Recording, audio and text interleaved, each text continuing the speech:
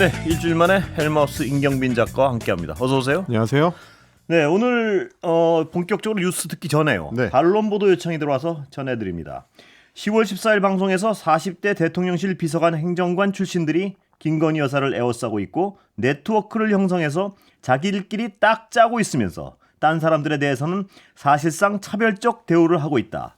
그 안에 껴야 여사 라인을 타야 그래야 공천도 받고 공공기관장도 내려갈 수 있고 장 소장님 오늘 말씀하신 바에 따르면 이 얘기는 하면 안 되나요? 라는 장윤선 출연자의 발언을 송출한 바 있습니다. 이에 대해 국민의힘은 2024년 4월 총선에서 국민의힘 공천에 김건희 여사 라인을 통하여 공천이 이루어진 것은 아니다라는 입장을 알려왔습니다.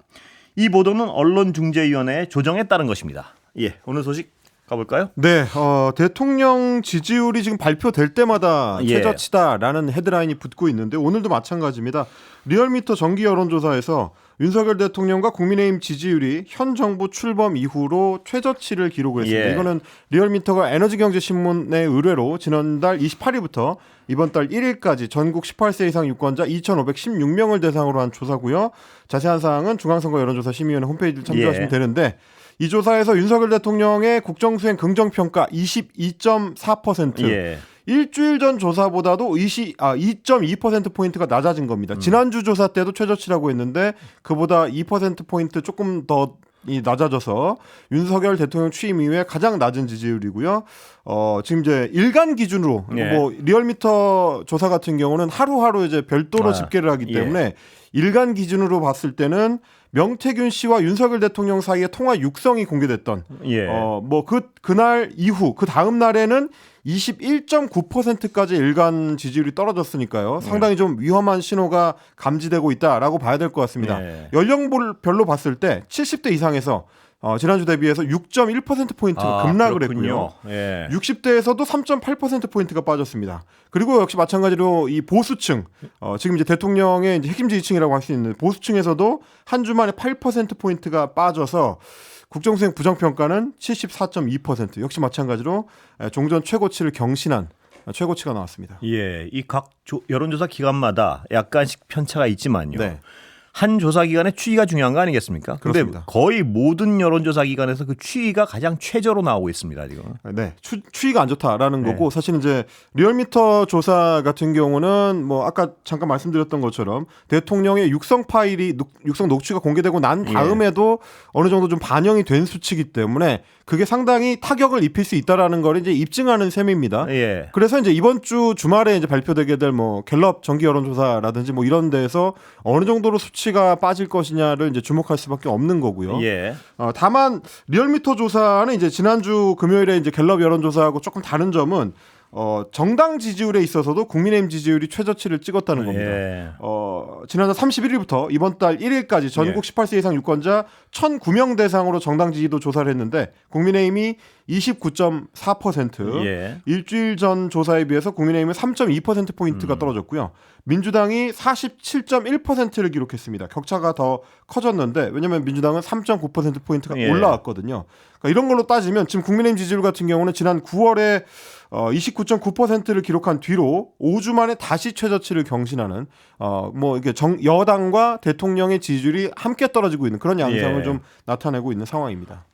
여당과 어떤 대통령실로서는 충격적인 부분이 핵심 지지층들이 급격히 돌아서고 있다. 이 부분인 것 같습니다. 아까 그렇습니다. 70대 이상 말씀하셨는데 주변에 그 어르신들 말씀을 들어봐도 굉장히 어떤 돌아서고 있다는 게 느껴질 정도로 많이 감도가 달라지고 있어요. 이게 이제 두 가지가 다 있을 수 있는 건데요. 뭐 부정 응답을 하는 사람들이 늘어난 효과도 있을 것이고 긍정 응답을 할 만한 분들도 여론조사에 응답하지 않는 방식으로 일종의 이제 비토 정서를 보여주는 것일 수도 있기 때문에 그걸 이제 같이 고려해 보셔야 될 것 같고 지난주 갤럽 여론조사에서도 상당히 좀 주목을 받았던 거는 다른 데도 아닌 여당과 보수 정당의 어떤 지지 기반이라고 할 수 있는 TK 지역, 그렇습니다. 대구 경북 지역에서의 지지율이 상당히 떨어졌다. 이런 점이었기 때문에 위험 신호는 이제 곳곳에서 감지되고 있는데 과연 지금 대통령실에서 여기에 대한 어떤 효과적인 대응을 할 수 있을 것이냐 이걸 좀 지켜보셔야 될 것 같습니다. 위험 신호는 감지되는 정도가 아니라 굉장히 경고음을 요란하게 울리고 있는데요. 네.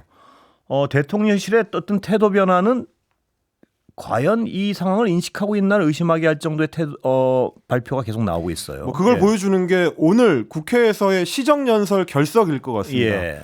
윤석열 대통령이 오늘 열린 내년도 예산안 시정연설을 불참을 했고요. 예. 대신에 이제 한덕수 국무총리가 대독을 하는 방식으로 진행이 됐습니다. 그렇군요. 박근혜 전 예. 대통령 임기 첫 해, 그러니까 2013년부터 시작을 해가지고 지난해까지 계속 이어져 왔었던 현직 대통령의 예산안 시정연설 전통이 11년 만에 중단이 예. 됐습니다.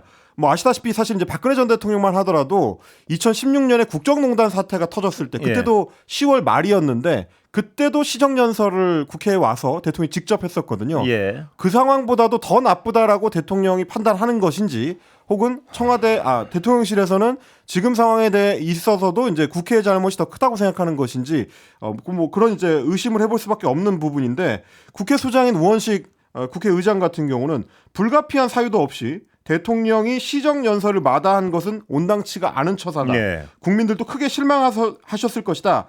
라고 이제 입법부의 수장으로서 이야기를 했고요. 예. 야권은 국회 시정연설에 불참한 윤석열 대통령 일제히 비판을 했습니다. 특히 이제 야당 의원들 같은 경우는 이거에 대한 항의 표시로 예. 한덕수 총리가 대독을 할 때 서면으로 해라. 어차피 대통령도 안 왔는데 예. 이런 식의 이제 비판과 야유를 쏟아내기도 했습니다. 예. 반면에 여당에서는 어차피 예산 국회이기 때문에 민생 국회가 돼야 된다. 야당이 예산 국회에 협조를 해야 된다라는 식으로 이제 촉구하는 방식. 그래서 이제 대통령실을 호위하는 양상을 좀 보였습니다. 다만 이례적으로 당 내에서도 좀 갈렸는데 한동훈 대표를 비롯해서 여당 일부 의원들은 윤석열 대통령의 시정연설 불참에 아쉬움을 표했습니다. 예. 대표적으로 이제 친한계로 꼽히는 배현진 국민의힘 의원인데 페이스북에다 이렇게 썼습니다. 국민들께 송구하고 면구스러울 뿐이다. 대통령께서는 오늘 시정연설에 나오셨어야 했다. 예. 라고 대통령을 비판을 했고 한동훈 대표 같은 경우는 최고위원회의 끝나고 나서 이번에 시정연설 대통령 불참한 거 어떻게 생각하냐라고 기자들이 물어봤더니 아쉽다고 생각한다라고 짧게 답변했습니다. 반면에 추경호 원내대표 같은 경우는 헌법이 규정한 법정 처리 시한인 12월 2일까지 예산안이 처리될 수 있도록 야당의 적극적인 협조를 부탁한다. 대통령의 불참 여부에 대해서 이제 따로 언급을 하지 않았습니다. 그러니까 왜 불참을 했다는 명확한 설명이 없는 것 같아요. 지금 이제 공식 입장은 아니긴 하지만 대통령실 관계자의 입장으로 밝힌 내용을 봤을 때는 뭐 첫 번째로는 지금 이제 대통령에 대한 어떤 야당의 태도를 지적을 합니다. 지난 주말에 있었던 대통령 그 김건희 여사 특검법 촉구 집회를 거론을 하면서 야당이 이렇게 대통령을 뭐 사실상 탄핵하자라고 하는 상황에서 대통령이 국회에 나가 시정연설을 하는 게 맞겠느냐 뭐 이런 얘기를 하고 그런데 있습니다. 제가 궁금한 건 이런 상황에서요. 여론조사가 막 오늘도 발표됐지만 최저를 치르고 있는 상황이고 소통 뭐 이런 얘기를 하면서 이렇게 국회 나가기 싫으면 그냥 안 나가는 것 같은 모습. 이런 모습이 과연 도움이 될지 갸우뚱할 수밖에 없습니다. 사실은 뭐 말씀하셨던 그 대목인데요. 국회 시정연설이라는 거는 왜 10여 년 동안 계속 대통령이 직접 와서 했었는지를 생각해 봐야 되는데 국회이기 때문에 그렇겠죠. 그게. 그렇습니다. 다른 곳도 아니고요. 그리고 이제 다른 시기도 아니고 내년도 예산안을 행정부가 편성을 해서 가능하면 지금 정부의 정책 기조에 맞춰서 이 예산안을 좀 편성을 해 주십사 국회 부탁을 하러 오는 자리입니다. 부탁하는 자리죠. 국민을 그렇습니다. 대표하는 기관에. 네, 그렇죠. 그렇습니다. 국회에 이 부탁을 하는 자리이기 때문에 행정부 수반 입장에서는 가능하면 최고의 예우를 갖춰서 직접 설명하는 것이 맞다라는 게 이제 그동안 대통령들의 이제 생각이었는데 올해 대통령은 그렇게 생각하지 않는다라는 거고요. 그것과 연결해서 생각해 보면 지난번에 있었던 이제 22대 국회의 출범 개원식에도 대통령이 불참을 했기 때문에 그래서요. 윤석열 대통령은 지금 22대 국회가 문을 열고 나서는 한 번도 국회를 정식으로 찾지 않는 그런 대통령이 되고 있는 상황입니다. 그러니까 하기 싫은 일은 안 하는 것 같아요. 하기 싫고 뭐 약간 어떤 싫은 소리를 하는 사람들이 있는 곳은 아예 안 가겠다. 이런 모습으로 비춰지는 것 같아서. 사실 이제 대통령이라는 자리는 뭐 정치의 최고 지도자 중에 한 명이기 때문에 싫은 사람이 있고 싫은 일이 있어도 그걸 조율하는 역할을 좀 맡으려는 책임 의식이 있어야 되는데 그렇습니다. 오늘의 행태는 이제 그런 부분에 있어서 이제 좀 아쉽다라고 이야기할 수밖에 없을 것 같습니다. 이게 여론조사가 높을 때라도 만약에 그 지지율이 대통령의 지지율이 굉장히 높을 때라도 이런데 안 나오면 오만하다는 얘기를 듣기 쉬운데 그렇습니다.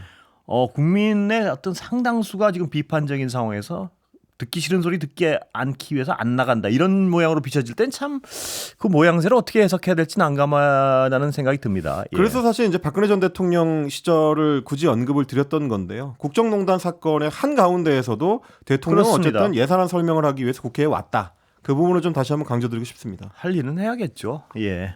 그런데 한동훈 대표는 좀 약간 더 직설적인 발언으로 비판을 했다 이렇게 볼 수 있는 건가요? 뭐 예. 지난 주말까지도 윤석열 대통령의 육성 음성 파일 공개 여부에 대해 공개 문제에 대해서 한동훈 대표가 이제 별다른 언급을 하지 않는 침묵 예. 모드였기 때문에 월요일 최고위원회의에서 어떤 발언을 할 것인가 이게 좀 상당히 좀 주목을 받았습니다. 예. 근데 오늘 한동훈 대표는 윤석열 대통령의 대국민 사과를 좀 직접 언급하는 예. 그런 좀 변화를 보였다라고 할 수 있을 것 같습니다. 다만 이제 그 외에는 나머지 대통령을 향한 요구사항은 그동안의 요구사항에서 이제 크게 바뀌지 않는 뭐 그런 네. 모습이었다 이렇게 요약을 드려야 될 것 같은데 이렇게 얘기를 했습니다. 국민이 걱정하는 부분에 대해서 대통령이 솔직하고 소상하게 밝히고 사과를 비롯해서 필요한 조치를 해야 된다. 예. 라는 얘기니까요. 대통령이 직접 사과하는 것까지 언급을 한 겁니다.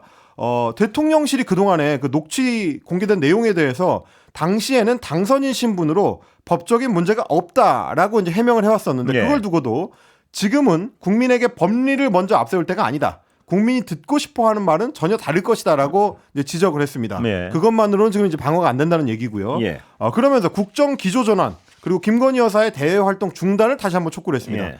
대통령을 제대로 보좌하지 못한 참모진을 전면 개편하고 심기 일전을 위한 과감한 쇄신 개각을 단행해야 된다. 예. 이거는 이제 기존에 얘기했었던 인사혁신 문제를 이제 다시 한번 거론한 거고 김건희 여사는 즉시 대외 활동을 중단해야 된다. 이것도 역시 지난번에 대통령하고 면담했을 때 했었던 얘기의 연장입니다.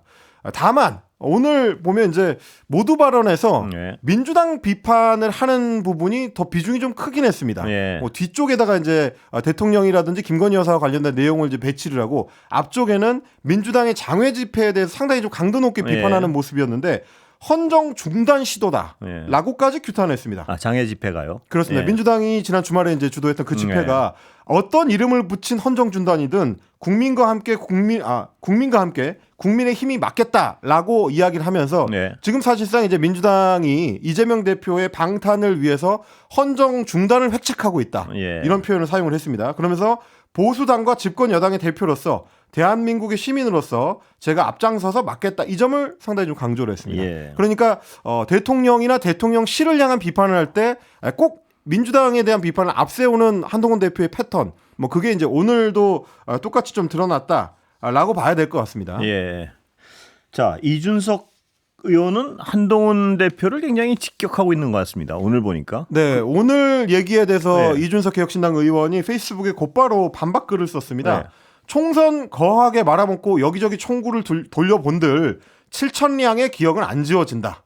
그러면서 선조도 욕먹어야 되지만 예. 그렇다고 7천량 해전에서 다 말아먹은 원균이 선조 욕을 하면서 면피할 수는 없는 것이다 라고 표현했습니다. 그러니까 원균이란 얘기네요. 그러니까. 한동훈 대표가 이제 7천량 해전에서 조선 수군을 전멸시킨 그 무능한 지휘관 예, 원균에 원균이라는 비유한 셈이고, 거죠. 그러니까. 그리고 이제 윤석열 대통령은 그때 이제 이순신 장군을 믿지 못했던 선조. 불신의 아이콘 선조라는 얘기가 되는 겁니다. 그래서 이제 두 사람 다 잘못했다라는 얘기인데 그러면서 법무부 장관 시절에는 도이치모터스 수사에 대해서 입도 뻥끗 안 하다가 요즘 유체 이탈로 신기한 이야기 하던데 목련이 피면 어쩐다. 이거는 이제 한동훈 비대위원장 시절에 예. 목련이 피면 김포는 서울이 될 것입니다라고 네. 했었던 공약이 있었고요.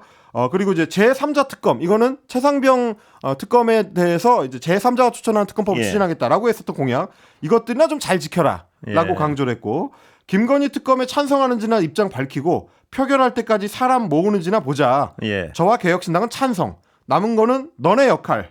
최소한의 책임감이다. 네 역할이라고 했군요. 네 역할. 네 역할. 네 역할은 특검을 통과시키는데 네 역할을 얘기하는 거죠? 그렇습니다. 한동훈 대표 당신의 역할이나 고민해라. 라는 예. 얘기가 되겠습니다. 그게 최소한의 책임감이다라고 이제 강조를 하는.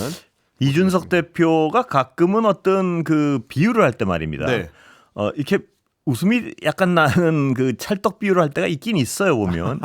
그래서 사람들을 그 비판받는 사람은 굉장히 기분이 나쁠 것 같아요. 근데 네. 갑자기 이렇게 직설적인 비판하게 된 배경 같은 게 있나요? 사실 근데 이제 이준석 전 대표, 예. 이준석 의원 같은 경우는 이준석 의원이죠. 한동훈 예. 대표에 대해서는 상당히 좀 강도 높은 비판을 계속 해오는 예. 와중이긴 했었고요. 그리고 이제 소위 명태균 사태가 불거지고 나서는 본인을 향해 오는 이제 명태균 씨와 관련된 어떤 사안들이 불거질 때마다 지속적으로 이제 그 총구를 뭐 대통령실의 이제 김건희 여사라든지 예. 혹은 이제 뭐 여권 쪽으로 돌리려는 뭐 그런 양상을 보이기는 했었기 때문에 예. 그 연장선상으로 볼 수도 있을 것 같습니다. 그런 추정이 가능하죠. 그러니까 이렇게 직설적인 비판을 정면으로 하는 것. 네. 이것이 어떤 명태균 씨 관련해서 자꾸 본인을 향해서 어떤 비난의 여지가 네. 부각되니까 그때 총구를 한동훈 대표나 용산에 돌린다. 뭐 이런 느낌도 있습니다. 뭐 예. 굳이 뭐 직접적으로 연결이 있는지는 모르겠습니다만은 오늘 뉴스토마토에서 예. 명태균 씨와 이준석 의원의 녹취를 또 새로 공개한 게 예. 있었거든요. 예. 그것도 이제 지난 그 소위 2월 28일에 있었던 칠불사 회동에서 예. 이준석 의원하고 명태균 씨가 나눈 대화를 이제 보도한 내용입니다. 네. 근데 이제 그 내용을 보니까 김영선 기자회견 그때 계획하고 있었던 김영선 전 의원의 기자회견이 약하긴 약하다라고 이준석 의원이 예. 이제 명태균 씨한테 얘기를 하고요. 두 사람이 의논하는 겁니다. 네. 그럼 어떻게 해야 되느냐라고 이제 명태균 씨가 이제 물었더니 네. 이거는 약하고 얘기를 그동안 했던 것처럼 김건희는 그랬지만 한동훈은 결국 받지 않았다. 이렇게 결론이 날 것 같다. 예. 지금 그대로 진행이 된다면. 그랬더니 명태균 씨가 아니 한동훈이가 받지 않은 게 아니고 네. 김건희가 다 지시했는데 전화로 막 해가지고 이렇게 지시를 했다. 예. 김건희 여사의 지시가 있었다라는 걸 이제 명태균 씨가 강조하니까 예. 이준석 의원이 다시 아니 근데 이제 받지 않았다. 그 제안을 받지 않았다고 하면 예. 한동훈의 포지션이 강화될 가능성이 높죠라고 예. 하는 대목입니다. 예. 그러니까 이제 그 당시에도 이준석 의원이 이야기했었던 소위 이제 김건희 여사의 공천 개입이 완결성이 부족하다라고 예. 했었던 판단의 배경에는 한동훈 대표의 포지션 그러니까 오히려 네. 그런 어떤 부정한 청탁을 받아주지 않은 것 같은 그런 모습이 더 강화되면서 본인들한테 불리할 수도 있다. 예. 혹은 유리하지 않을 수도 있다라는 판단이 어느 정도 작용했다라는 이제 그러니까 보도인 거죠. 이준석 대표 오늘 이 날카로운 어떤 반응이요. 네. 오늘 한 대표가 당 최고위원회에서 한 소수당 그러니까 개혁신당을 얘기하겠죠. 여당 정치인과 폭로를 미끼로 공천 거래를 시도했다. 국민을 대단히 실망시키는 구태 정치다. 이렇게 비판을 하니까 여기에 대해서 그 7천냥의 네. 비율 들면서 뭐 영화 대사로 치자면 이제 너나 잘하세요가 되는 건데요. 예. 어쨌든 이제 이런 식의 이제 이야기들이 지금 오가고 있는 중이고요. 예. 뭐 이 명태균 씨와 이준석 의원의 대화 내용 자체는 결국 이제 칠불사 회동에서도 일종의 이제 그 거래 혹은 뭐 여러 가지 어떤 그 뭐랄까요 이제 면밀한 어떤 그 수기가 있었다. 예. 뭐 이런 걸 이제 보여주는 한 정황은 될 것 같습니다. 예. 그렇군요. 그런데 명태균 씨가 요새 어떤 여러 가지 어떤 뭐 민주당에서 녹취를 보여주니까 더 이상의 녹취는 없다. 대통령과 관련한 뭐 이런 얘기를 하는 것 같습니다. 보니까. 그러니까 오늘 예. 이제 민주당에서 예. 관련된 내용이 좀 나왔기 때문인데 노정면 민주당 원내대변인이 오늘 아침에 김종배의 시선집중에 출연을 해가지고 주말 사이에도 추가로 녹음 제보가 들어왔다. 계속해서 지금 녹음 제보가 들어오고 있고 예. 그래서 저희도 지금 기다리고 있는 중이다. 그러니까 녹취가 좀 분석이 돼서 내용이 확실해져야 이제 그걸 공개할 수 있다라는 예. 얘기인데요. 녹취 안에 뭐가 들어있는지 모르기 때문에 하나하나 열어볼 때마다 긴장하면서 또 한편으로는 궁금해하는 시간이 반복되고 있다라고 네. 노정면 의원이 강조를 했습니다. 그리고 이제 민주당의 박찬대 원내대표 같은 경우도 어제 기자간담회를 했는데 그 자리에서도 녹음 관련 자료가 많이 있다라고 강조를 했고 예. 김건희 여사 육성이 있느냐라고 이제 기자들이 질문했는데 거기에 대해서는 NC&D 그러니까 예. 긍정도 부정도 하지 않겠다라고 예. 답변했고요. 예. 뭐 취재한 기자들에 따르면은 민주당에서 김건희 여사의 시간이- 육성이 들어간 녹취 파일을 갖고 있는 걸로 지금 알려져 있습니다. 아, 그래요. 그런데 명태균 씨는 민주당은 대통령 영부인 추가 녹취가 없다. 이렇게 얘기했는데 그렇게 지금 저는 반박을 궁금한 하고 게 있는 상황입니다. 민주당은 없고 자기는 있다는 얘기인지 이것도 잘 모르겠고요. 예. 확인해봐야죠. 예, 오늘 여기까지 듣겠습니다. 감사합니다. 고맙습니다.